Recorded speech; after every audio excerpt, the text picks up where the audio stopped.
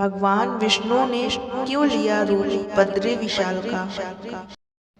बद्रीनाथ तीर्थ के नाम की उत्पत्ति स्थानीय शब्द बद्री से हुई है, जो एक जंगली बेर का प्रकार है।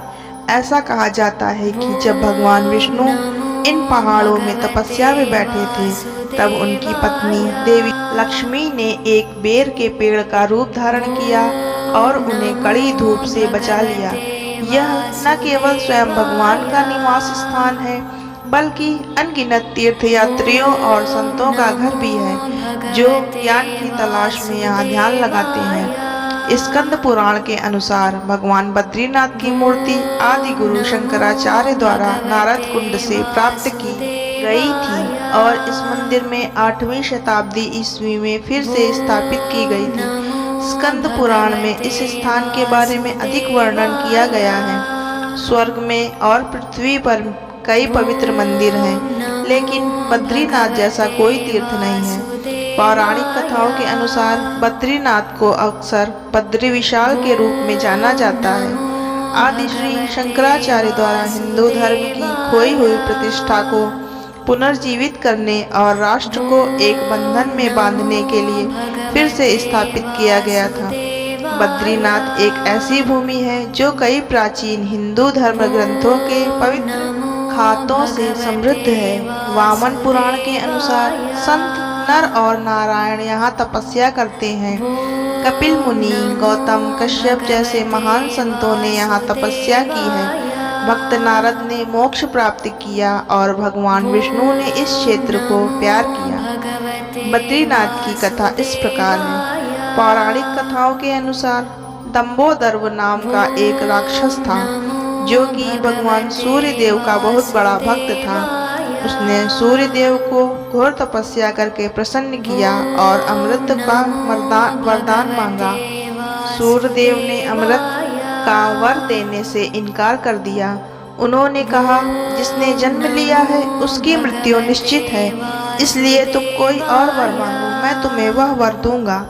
उसने भगवान सूर्य देव से एक सहस्त्र कवच देने को कहा, और मेरा एक कवच वही तोड़ सके जिसने 10,000 वर्ष की तपस्या की हो। सूर्य देव वचनबद्ध थे, तो उन्होंने उसे वरदान दे दिया।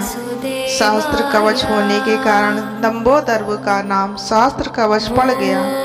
उसके बाद सहस्त्र कवच अपने आप को अमर समझने लगा और उसने तीनों लोकों में उत्पात मचा दिया। फिर सभी देवगण अपनी समस्या लेकर श्री नारायण भगवान विष्णु के पास गए, तो भगवान विष्णु ने देवताओं को आश्वासन दिया कि मैं शीघ्र ही इसका कोई निदान करूंगा। फिर उन्होंने अपनी दिव्य दृष्टि से देखा कि पृथ्वी लोक के हिमालय के केदारखंड में एक स्थान है, जहाँ एक दिन तपस्या करने का फल 10,000 वर्ष के बराबर होता है। भगवान विष्णु वहाँ गए तो उन्होंने देखा कि भगवान शिव और माता पार्वती वहाँ पहले से ही निवास करते हैं। फिर विष्णु भगवान ने एक लीला रची। मंदाकिनी के समीप जाकर एक शिला पर उन्होंने एक नन्हे बालक का रूप लिया और जोर जोर से रोने लगे। उस शिला को लीला ढूंगी के नाम से जाना जाता है। बालक की रोने की आवाज़ तीनों लोकों में गूंजने लगी। भगवान महादेव शिव नारायण की लीला को समझ चुके थे, लेकिन जगत माता पार्वती ममता के अधीन होकर ये न जान पाई कि यह नारायण की लीला है। माँ पार्वती ममता से विभोर होकर भगवान शिव से कहने लगी, मुझसे अब इसका रोना नहीं देखा जाता। अगर आपकी आज्ञा हो तो मैं बालक को अपने साथ ले आऊं। भगवान शिव, जो भगवान नारायण की लीला को जान चुके थे, उसका आनंद ले रहे थे। फिर उन्होंने माता से कहा, जिसका बालक होगा वो स्वयं उसे ले जाएगा। अगर आपको फिर भी जाना है तो आप बालक को देख के आ जाओ। माँ पार्वती बालक के पास गई और नारायण के उस सुंदर बालक रूप को देखकर बालक को गोदी में उठाए बिना नहीं रह पाई। बालक भी माता की गोदी में जाकर शांत हो गया। फिर माता उस बालक को अपने साथ ले गई और भगवान शिव से कहा कि इस नन्हे बालक को मैं अपने पास ही यहीं रख लूं। महादेव, जो नारायण की लीला को देखकर मन ही मन मुस्कुरा रहे थे, माता से बोले, रख लो, पर बाद में पछताना नहीं। माता ने कहा, यह तो बालक है, इसको अपने साथ रखने में पछताना कैसा। और फिर माता ने उस बालक को सुला दिया। माता पार्वती और भगवान शिव स्नान ध्यान करने गए और जब वापस आए तो देखा जहाँ बालक थे वहाँ चतुर्भुजी श्री नारायण हैं। माता ने नारायण को देखा और कहा, आप यहाँ कैसे और बालक कहाँ गया। भगवान नारायण मुस्कुराए और बोले, माँ, आपका वो बालक मैं ही हूँ। मैं जग कल्याण हेतु यहाँ तपस्या करने आया हूँ। यह स्थान बड़ा ही दिव्य है। मुझे जब पता चला कि इस स्थान में आप रहते हो तो मुझे यह लीला करनी पड़ी ताकि आप स्वयं ही यह स्थान मुझे दे दें, और आपने ही यह स्थान मुझे दिया है। माँ पार्वती और महादेव शिव ने यह स्थान फिर श्री नारायण को दे दिया और स्वयं केदारनाथ में चले गए। जिस स्थान से भगवान शिव और माता गए उस स्थान को आदि केदारेश्वर के नाम से जाना जाता है।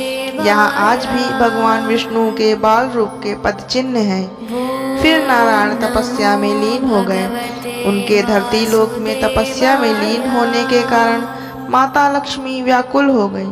वह सोचने लगी कि प्रभु की सेवा कैसे करूं।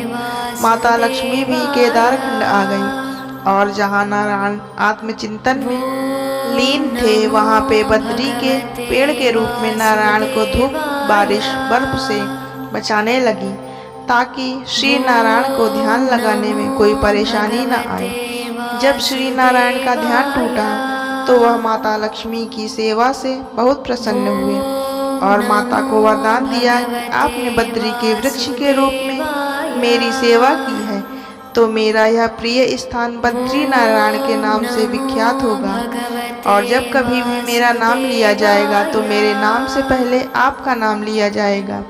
उसके बाद से ही माता का नाम श्री नारायण से पहले लिया जाता है, जैसे बद्रीनाथ, सीताराम, राधे श्याम, लक्ष्मी नारायण।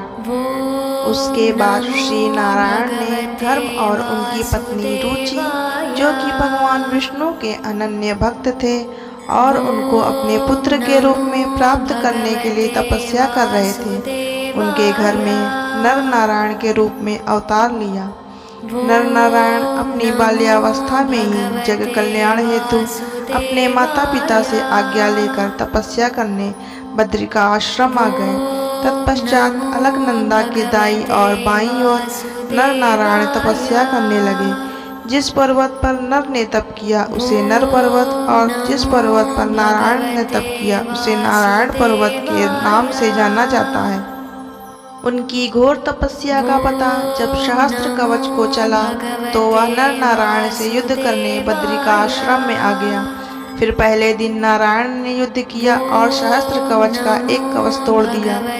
अगले दिन नारायण तप करने लगे तो नर ने उसका दूसरा कवच तोड़ दिया। फिर यही सिलसिला चलता रहा। एक दिन नर तप करते तो उस दिन नारायण लड़ते, अगले दिन नारायण तप करते तो नर लड़ते। ऐसा करते करते सहस्त्र कवच के 999 कवच तोड़ दिए। फिर सहस्त्र कवच डर के भागने लगा तो उसके पीछे नर नारायण भी भागने लगे तो वह भाग सूर्य देव की शरण में चला गया। सूर्य देव ने फिर भगवान नर नारायण से विनती की कि प्रभु अभी यह मेरी शरण में है और मेरा धर्म इसकी रक्षा करना है, तो दया करके सहस्त्र कवच को अभी छोड़ दें।